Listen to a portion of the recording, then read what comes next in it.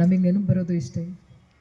ಬಾರಿಸು ಕನ್ನಡ ಡಿಂಡಿಮವ, ಓ ಕರ್ನಾಟಕ ಹೃದಯ ಶಿವ, ಸತ್ತಂತಿಹರನು ಬಡಿದೆಚ್ಚರಿಸು, ಕಚ್ಚಾಡುವವರನು ಕೂಡಿಸಿ ಹೊಲಿಸು, ಹೊಟ್ಟೆಯ ಕಿಚ್ಚಿಗೆ ಕಣ್ಣೀರು ಸುರಿಸು, ಒಟ್ಟಿಗೆ ಬಾಳಲು ತೆರದಲ್ಲಿ ಹರಿಸು ಅಂತ ಹೇಳಿರ್ತಕ್ಕಂತಹ ಕುವೆಂಪು ಅವರ ಸಾಲುಗಳನ್ನು ನೆನಪು ಮಾಡ್ಕೊಳ್ತಾ, ಓ ನನ್ನ ಚೇತನ ಆಗುಲಿ ಅನಿಕೇತನ ಅಂತ ಹೇಳ್ತಕ್ಕಂಥ ಸಂದೇಶವನ್ನು ನೆನಪು ಮಾಡ್ಕೊಳ್ತಾ, ಅವರು ಕನ್ನಡ ಸಾಹಿತ್ಯಕ್ಕೆ ನೀಡಿರ್ತಕ್ಕಂತಹ ಕೊಡುಗೆಯನ್ನು ಇಂದಿನ ಶತಶತವೇ ಸಂತೋಷ ಪಡ್ತವೆ ಮತ್ತು ಜೀವನದ ಸಾರವನ್ನು ಅರ್ಥ ಮಾಡ್ಕೊಳ್ತಾ ಹೋಗ್ತೀವಿ ಅಂದರೆ ಅಂತಹ ಅಗಾಧ ಚೇತನ ನಮ್ಮ ಜೊತೆಲೆಲ್ಲ ಇತ್ತು ಅನ್ನೋದೇ ನಮ್ಮೆಲ್ಲರ ಹೆಮ್ಮೆ.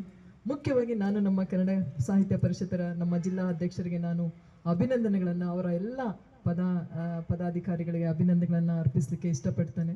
ಕಾಲೇಜ್ ಡೇಸಲ್ಲಿ ನಾನು ಸೈನ್ಸ್ ಓದ್ತಾ ಇದ್ರೂ ಲೈಬ್ರರಿಗೆ ಹೋಗಿ ಆ ಪುಸ್ತಕಗಳನ್ನು ಮಲೆಗಳಲ್ಲಿ ಮದುಮಗಳು, ಕಾನೂರು ಹೆಗ್ಗಡತಿ ಆ ನಾವೆಲ್ಸ್ ತಗೊಂಡು ಬರ್ತಾ ಇದ್ದೆ.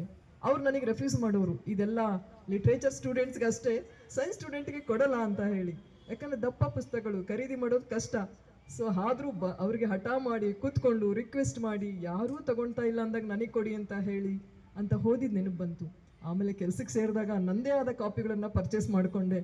ಹಾಗಾಗಿ ಈಗಲೂ ತುಂಬ ಇಷ್ಟ ಆಗ್ತದೆ ಅವರ ಪುಸ್ತಕಗಳು. ಅಷ್ಟನ್ನು ಅರ್ಥ ಮಾಡ್ಕೊಳಕ್ಕೆ ಆಗ್ತದೋ ಇಲ್ಲ ಗೊತ್ತಿಲ್ಲ, ಆದರೆ ಒಂದು ಅನಂತ ಸಾಗರ ಅಂಥವರ ನಮ್ಮ ದೇಶದಲ್ಲಿ, ನಮ್ಮ ರಾಜ್ಯದಲ್ಲಿ, ನಮ್ಮ ಊರಿನಲ್ಲಿ ಈ ಅವಕಾಶವನ್ನು ಕಲ್ಪಿಸಿಕೊಟ್ಟ ತಮ್ಮೆಲ್ಲರಿಗೂ ಧನ್ಯವಾದಗಳನ್ನು ನಾನು ಹೇಳಲಿಕ್ಕೆ ಇಷ್ಟಪಡ್ತೇನೆ. ಧನ್ಯವಾದಗಳು.